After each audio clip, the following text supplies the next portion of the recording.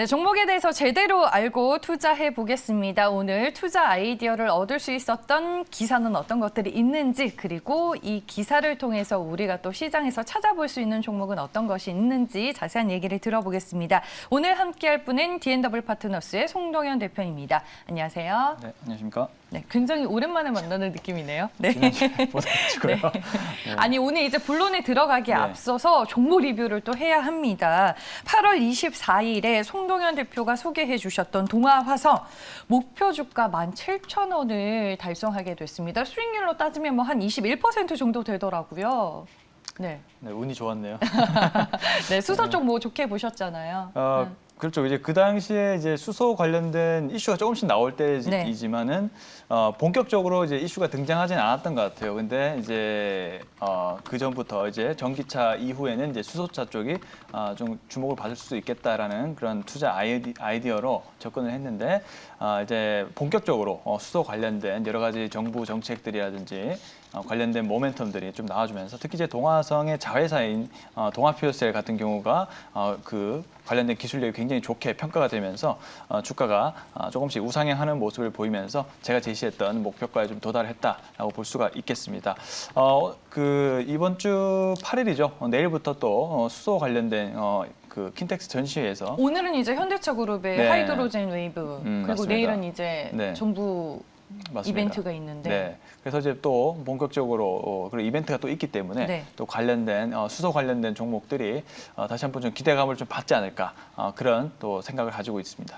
아니 오히려 수소 이벤트가 진행이 되면은 이게 재료 소멸로 주가가 하락하지 않을까요?라고 오늘 물어보신 분들이 또 계셔가지고 동아화성을 저희가 살 실현해요? 아니면 조금 더 홀딩할까요? 일단은 좀 네. 더 중기적인 관점으로 보면 아직 동아성은 좀 오를 수 있는 여력은 좀 있지만은 네. 일단은 그런데 말씀대로 과연 이벤트가 나왔을 때 주가 흐름이 어떻게 될지는 사실 한번 지켜봐야 되겠죠. 네. 더욱더 뭐 기대감을 받고 갈 수도 있는 부분이고 아니면은 말씀대로 미리 올랐기 때문에 차익 실현이 나올 수 있다라고도 볼 수가 있겠는데 근데 저는 좀 기대감이 왜냐하면 그 관련된 내용이 어떤 내용이 또 나올 수 있느냐에 따라서 또 차별화된 흐름이 종목별로 나올 수 있다라고 보여지기 때문에 너무 큰 기대감을 없기보다는 네. 그 관련된 내용에서 또 어떤 종목들이 수혜를 받는지 찾아보시는 게 좀 현명하지 않을까 이렇게 생각하고 있습니다. 네, 알겠습니다. 8월 24일에 소개해 주셨던 동아화성 목표 주가 17,000원 달성과 함께 수익률 21.9%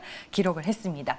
뭐 종목은 워낙 잘 찾아오시니까 오늘 또 기대감을 가지고 송동현 대표와 종목 공부해 보겠습니다. 그럼 투자 아이디어가 묻어있는 관련 기사 먼저 확인을 해볼게요.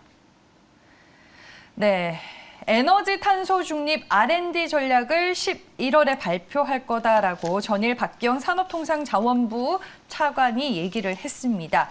그러면 이제 우리가 기사에서 얻을 수 있는 아이디어도 뭐가 있을지 핵심 포인트로 정리를 해봤습니다. 에너지 신산업 육성을 위해서 내년에 예산이 2.7% 증액될 것이다라는 전망이 있고요. 일단은 뭐 에너지 신사업 모델 창출과 육성을 위해서 정책 마련을 하겠다라는 게 정부의 기조입니다. 그리고 탄소 중립 혁신 기술을 확보할 경우 기업들 입장에서는 또 무한한 시장을 선점할 수 있을 것 같은데 기사의 뭐 포인트부터 먼저 좀 정리를 해볼게요. 네, 네. 일단은 이 신재생 에너지 쪽으로 지금 계속적으로 R&D 혁신이 일어날 수 있고 이런 탄소 중립 R&D 전략을 11월에 발표하겠다라는 기사가 좀 나왔습니다. 그래서 이제 에너지 신산업의 육성을 위해서 지금 내년 예산에 약 2.7% 정도 증액을 할 전망이라고 합니다. 그만큼 이제 신재생 에너지 쪽에 예산을 과감하게 펼침으로써 이 산업을 키우겠다라는 것이죠. 그래서 이 신재생 에너지 산업 분야는 시간이 지날수록 커질 수 있는 확률이 굉장히 높다라고 좀 보여줄 수가 있겠고요.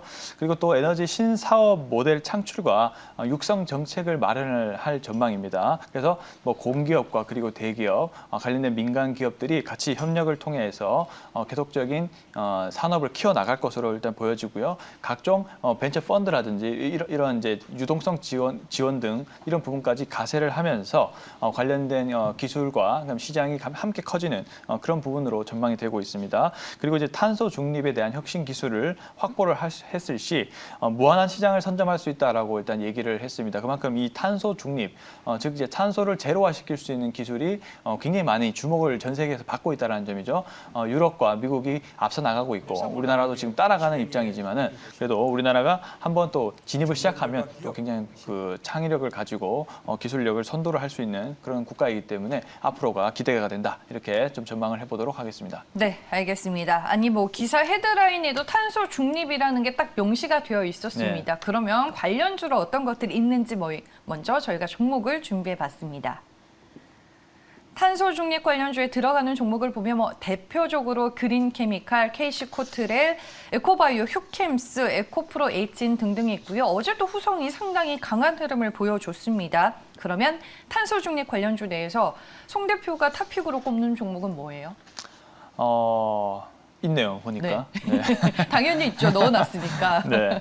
오늘 좀 봐야 될 종목은 이제 에코바이오 한번 좀 보도록 하겠습니다. 여기가 이제 뭐 친환경 쪽 사업을 하는 회사인 거죠? 일단 회사를 좀 잘 네. 보면 친환경 쪽에 가깝습니다. 일단은 이제 메리가스라든지 그다음에 바이오가스 관련된 재생에너지 전문 기업이다라고 볼 수가 있겠고요. 그다음 매립주와 유기성 폐기물 처리 시설 등을 이제 발생시키면서 이 바이오 기반 에너지를 생성시키는 그런 사업을 전개를 하고 있는 회사입니다. 그리고 이제 환경 플랜트 및 이 바이오 황 사업을 이제 현재 영위를 하고 있는 회사고요.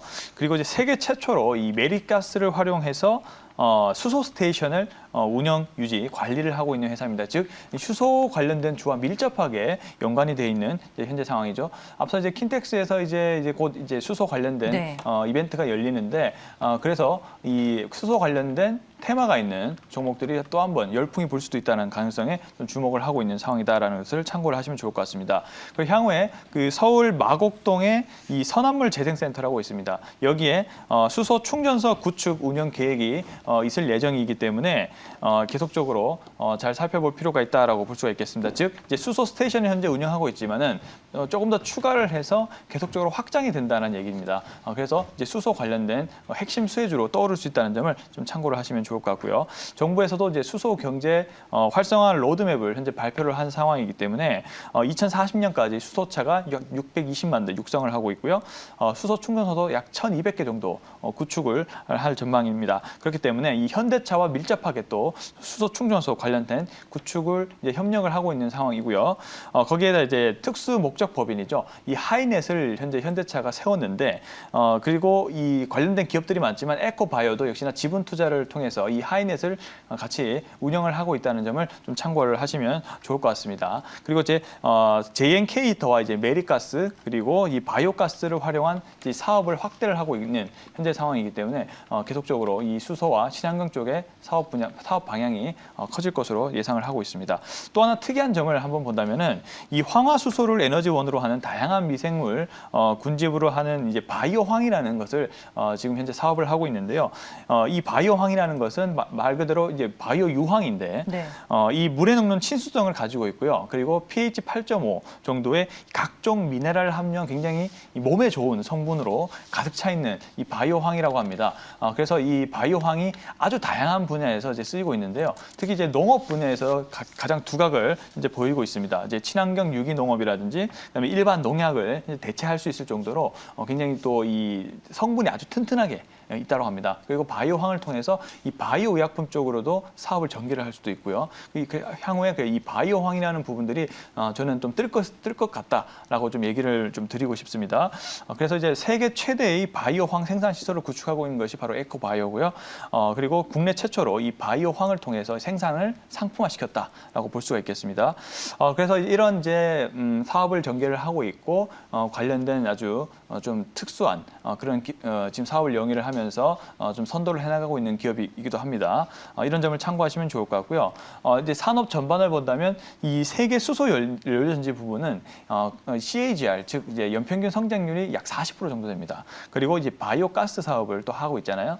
이 바이오가스 산업도 연평균 30%의 성장률을 좀 보유를 하고 있기 때문에 향후 성장성이 굉장히 높은 사업에 속해 있는 것이 바로 에코바이오가 이제 사업을 하고 있는 분야이기 때문에 앞으로 실적에 대한 추이가 좀 좋아질 것으로 저는 예상을 합니다. 그래서 2분기에는 약간 적자가 났고요. 1분기에는 EPS가 180원 정도를 이제 기록했는데, 근데 향후 성장성을 제가 봤을 때 포워드 PR을 약간 계산을 해보면 약 12배에서 약 15배 정도 사이로 현재 사이가 평가가 됩니다.